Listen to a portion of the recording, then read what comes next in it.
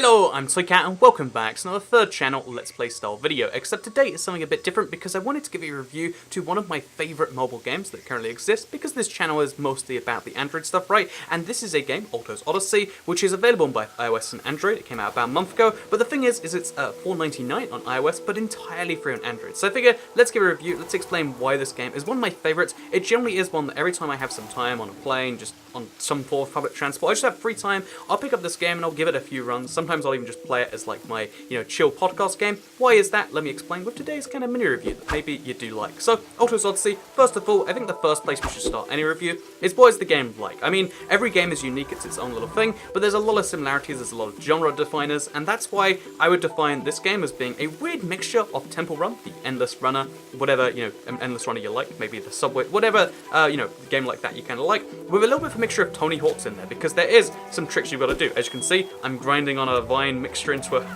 a double backflip right there, and as you do, crazy tricks, you get bigger and bigger scores. There's even power-ups, there's lots of crazy things that make this game, again, an Endless Runner, but an Endless Runner with a real twist, because the only goal isn't just to make, oh, we just about bounced on that rock, but the only goal here is not just to, try and get as far as you can, but it's also to try and do some fun tricks along the way, which is what I love about this game. You can focus on just trying to survive as long as you can, or you can focus on trying to look pretty cool while you do so. So I love the genre, I love the mixture of two games I quite like, Endless Runners and the whole kind of points thing, like in a Tony Hawk. So I guess the modern day version of that is like in a goat simulator.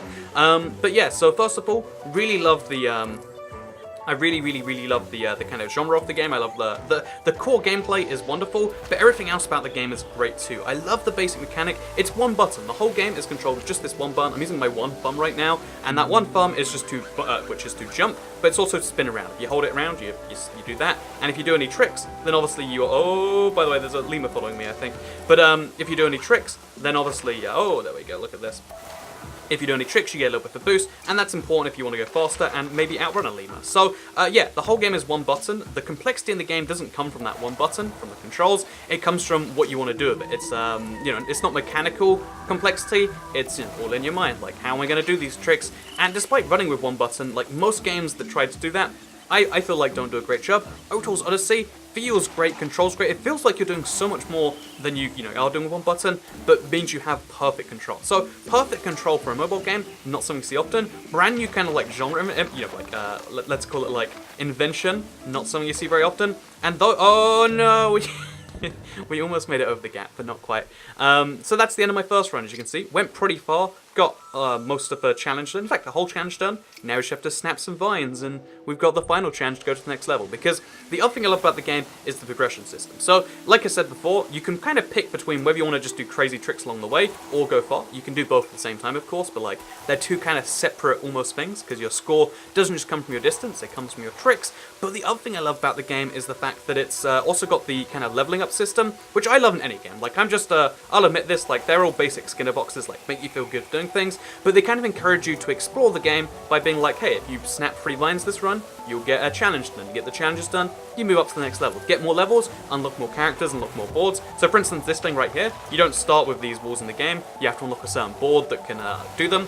And again, it then unlocks more complexity, more, like fun and stuff within the game. The other thing I love about the game is that compared to every other Infinite Runner, where it kind of starts the same and it's procedurally generated, I feel like there's a lot of that here. There's definitely set pieces you'll recognize from run to run, but in this particular case, oh, there we go, look at that boost. But in this particular case, you can see how the weather changes, like it did in Altos Adventure, which I played, by the way, for a long time. I think it was the new one. Like, I played the 2015 game, and I was like, wow, this is impressive. Then I played this new one, and I was like, wow, this is even more impressive. Look at that. We made it over the gap this time.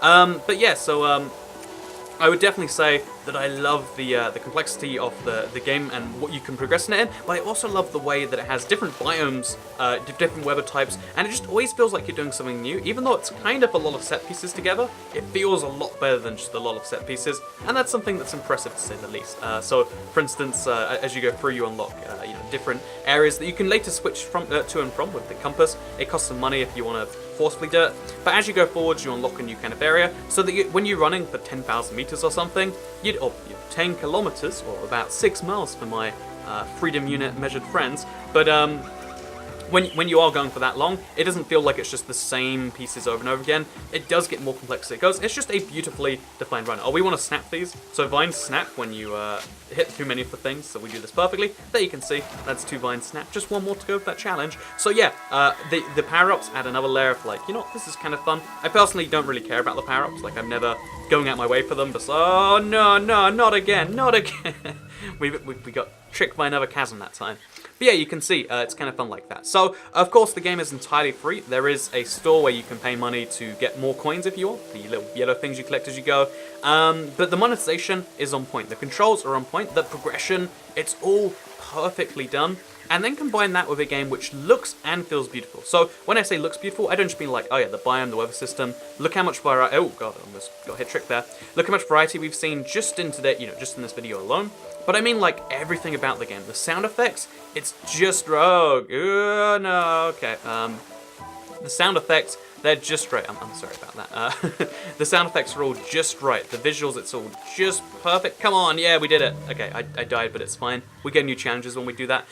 It's all perfectly done just right. And it's not often that you see a game like this. Usually it's a compromise like, oh, you've got to give up like, oh, it's going to look like a cheesy Minecraft ripoff, but in exchange, you get some good gameplay. Or, oh, it's going to be well monetized, but the game sucks. Or it's going to be an amazing game, but they're going to nickel and dime you at every single like kind of set.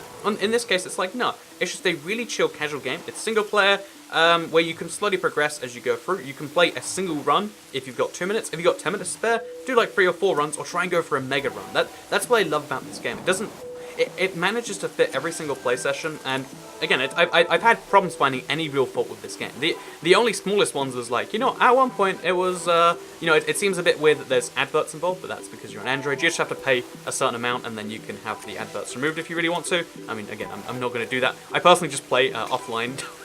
Pro tip if you want to kind of avoid that. Not that it's recommended, but like, if you really don't like adverts, you can just be offline, and they will go away. There's no things to skip right there, and you kind of get the free version, which is nice of developers to do, to make it so, oh, there we go, come on, let's do this. Backflips onto a grind right there. But it's nice of developers to do something like that. And yeah, just everything about the game so far, I was it makes me fall in love with it, and it's rare to find a game that seems to have so much love poured into it. Like, again, looking at every part, every part of this game, right? You see something that's like, yeah, that's actually, super nice. Someone cared about every single individual element here. Look at the beauty of the water. Look at the way all of these animations and the sound is going with it. Like, it's getting you in that feel for adventure, and I love this. A lot of Android games feel like they're pushed out a lot, because you kind of have to do it that way. But the studio behind this game, based on their very limited catalog, and the fact that some of their other games are wildly successful too, it seems as though that's not their MO, and I'm glad that it's working out for them. Obviously, mass-produced stuff, having lots of copies of things, is a good way to get out there in the first place. I think it's a really cool thing to do in general, because that's how you find new genres, new concepts. You can't, if you make one game a year, then there's only so many games you can make in your lifetime. But this game is just a beautiful rendition of everything together. It's always challenging you in new ways. You're never feeling like you're just kind of going through the motions like in any other game, and that is something that what are we doing right now? That is something you don't get to say very often. So, okay, let's do this. Let's grab oh, darn it, there was a rock. See, because it got darker, it's harder to see stuff. It's a little bit of a change. I actually felt a little bit cheesed by that one, but still, kind of cool, fun stuff. So, just show you around the rest of the game, because I've shown you the gameplay for quite a bit. Let's just quickly talk about, like what you can buy. As you can see, you can spend £2.09, apparently, for removing popper pads. You can buy a coin doubler, which is a cool idea as a way to, like, get revenue, but it's like you don't need it. There's never going to be a use for it. I'd say that buying the coins is a little bit of a cheesy thing, but whatever, doesn't really matter. Like, it's a free game, and haven't cared about the coins so far. There's this progression in the workshop. There's progression in the characters you unlock. You can eventually be a llama. That's right, Philippe the llama. You see how the A is made out of a llama. You can be one if you want to. There's not as many llamas as the original game, which is something I'm not so big of a fan of. But still, there's so many things you can love about this game.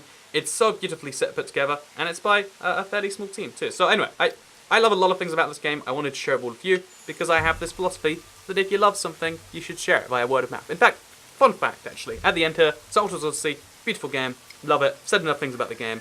Every single area I can think of, it destroys in, or it excels in rather. Destroying would be taking something else down. But let's quickly talk about something important, because word of mouth is the most, oh god, really messed that one up. But word of mouth is the most effective form of advertising, and companies do know this. It's just the problem is a lot of people don't use word of mouth for a lot of things. So if you want to have high quality products in the world, what you gotta do is when you find one, just talk about it. Even if it's a little bit, even if it's just like, hey, had Five Guys today's best burger in the world, you know, that means so much more to a company than buying an advert. Like buying a, you know, like a print advert, or perhaps, you know, like a pre-roll before these videos. That's useful. It's great to have a way to get your company out there because you need to get out there initially. But for most long-term businesses, the really good ones, you'll notice all of them don't necessarily need advertising. In fact, yeah, if a company long-term needs advertising, this is true for insurance, for anything like that, then there's usually a reason. Sometimes the reason's good, but the best type of long-term advertising is always word of mouth. And the best way to, I guess, if you want high-quality services in the world, then the best way is just to say something about them to someone. And in my case, I wanted to tell you about one of my favorite Android games because it's beautifully made in every single sense of the word, and I love that. Look at this whole thing. So thank you very much for watching today's little Android review. Do you want to see more like reviews of games like this? Because sometimes it does make sense to do a series. Like, what can I do with this series? Like, just keep spinning. I think it's beautiful to watch, but maybe it doesn't translate so well to YouTube.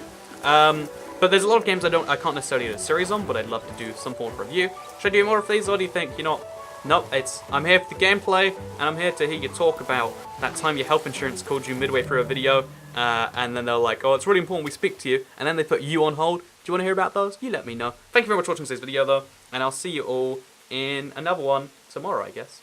Goodbye.